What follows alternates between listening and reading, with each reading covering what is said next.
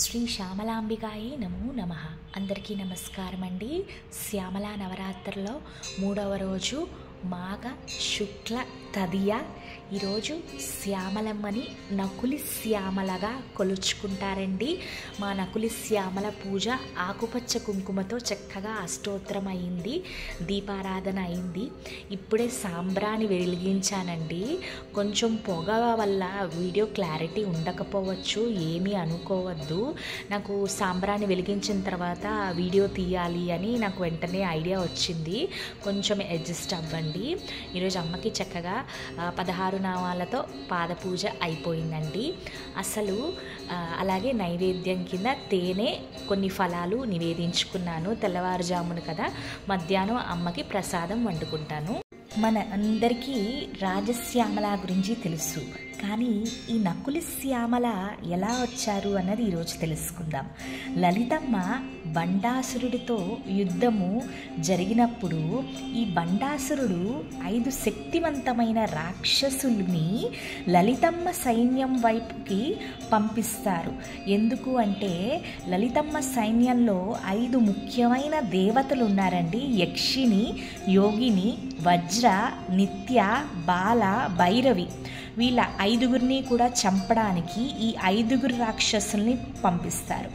ఈ 5గురు రాక్షసుల దగ్గర సర్పిణి అస్త్రం అని ఉంటుందండి. అంటే ఒక అస్త్రం వేస్తే కొన్ని వేల సర్పాలు పుట్టుకొచ్చేస్తాయన్నమాట, విష సర్పాలు. ఇవన్నీ కూడా ఈ 5గురు దేవతలని హతమార్చడానికి. అప్పుడు లలితమ్మ మేధస్సు ఎవరు? సాక్షాత్తు ఆ రాజశ్యామలాదేవి. లలితమ్మ అప్పుడు లలితమ్మ ఈ సమస్యకి ఉపాయం ఆలోచిస్తారండి. లలితమ్మ మేధస్సే సాక్షాత్తు శ్రీ రాజశ్యామల మాతంగి. ఎప్పుడైతే ఆవిడ మేధస్సుని ఉపయోగిస్తున్నారో సాక్షాత్తు రాజశ్యామలాదేవి అక్కడికి వచ్చేసినట్టే. ఈ రాజశ్యామలాదేవిలోంచి నకుల శ్యామలాదేవి పుడతారు. నకుల శ్యామలాదేవి ఎవరో కాదండి, ఆవిడ ఈ 5 రాక్షసుల నుంచి ఈ 5 దేవతల్ని కాపాడడానికి. అప్పుడు ఈ నకులి శ్యామల నుంచి అసీన కులస్త్రాన్ని ఒక శక్తివంతమైన అస్త్రం వస్తుందండి. అంటే ముంగీసులు వస్తాయన్నమాట. ముంగీసులు ఎప్పుడూ కూడా విష సర్పాలని చాలా సులువుగా చంపుతాయి. ఈ ముంగీస దంతాలు ఎలా ఉంటాయి అంటే వజ్రం అంత గట్టిగా ఉంటాయంట. అలాంటి ముంగీసల్ని ఈ బండాసురుడు సృష్టించిన సర్పాల మీదకి పంపిస్తారు. అలాగే ఈ ముంగీసులు చాలా పావుల్ని చంపేస్తాయండి. కానీ ఈ రాక్షసులు ఏం చేస్తారు, ఇవి గమనించి ఇంకొన్ని చాలా వేల సర్పాలని వదులుతారు. ఇది చూసిన నకులి శ్యామలకి కోపం వస్తుంది.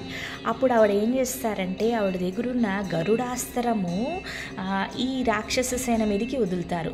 చిటికెలో అన్ని సర్పాలని హతమార్చేస్తుందండి. గరుడాస్త్రం అంటే ఇంకా చాలా శక్తివంతమైనది. అన్ని సర్పాలని చిటికెలో చంపేసి ఈ యుద్ధాన్ని, అంటే ఈ 5గురు రాక్షసులని కూడా సంహరిస్తారు. అంటే నకులి శ్యామలకి ఇచ్చిన కార్యము చక్కగా అమ్మవారు చేస్తారు. ఇది చూసిన లలితమ్మ ఎంతో మురిసిపోతుందన్నమాట. ఇదండి నకులి శ్యామల అమ్మ తాలూకా కథ. అమ్మవారికి 3 ముఖ్యమైన అస్త్రాలు ఉంటాయి. ఒకటి శంఖము, చక్రము, అలాగే గరుడాస్త్రము, అలాగే ఆవిడ వాహనము గరుడ దేవుడు. అలాగే అమ్మకి ముంగీసులు కూడా ఈ యుద్ధంలో చాలా సహాయం చేస్తాయి. అందుకని ఈరోజు మన అలంకరణలో గరుత్మంతుడిని, శంకు చక్రాలని పెట్టుకున్నానండి. మన అందరం కూడా నకులి శ్యామల గురించి ఎంతో చక్కగా మంచి విషయాలను తెలుసుకున్నామండి. నవరాత్రులు అంటే మంచి ప్రసాదాలు వండడం, మంచి అలంకరణ, అమ్మ గురించి మంచి మాటలు అండి. అంతే, అమ్మ నామస్మరణ, అమ్మకి దగ్గరగా ఉండడం. మీ అందరికీ కూడా నకులి శ్యామల గురించి బాగా నచ్చింది అని కోరుకుంటున్నాను. ఎల్లుండి వసంత పంచమి అండి, 3వ తారీఖున సరస్వతీదేవి పుట్టినరోజు. మాఘమాసంలో శుక్లపక్షంలో వచ్చే 5వ రోజునే వసంత పంచమి అంటారు. ఈ రోజు కానీ లేదు అంటే నవరాత్రిలో సరస్వతీదేవికి ముఖ్యమైన నక్షత్రం మూలా నక్షత్రం వస్తుంది.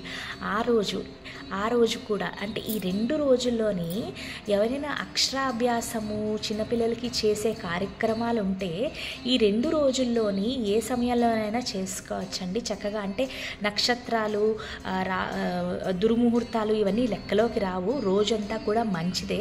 చక్కగా మీ ఇంట్లో గురువుగారిని పిలుచుకుని చేసుకుంటే చక్కగా ఈ కార్యక్రమాన్ని చేసేసుకోండి.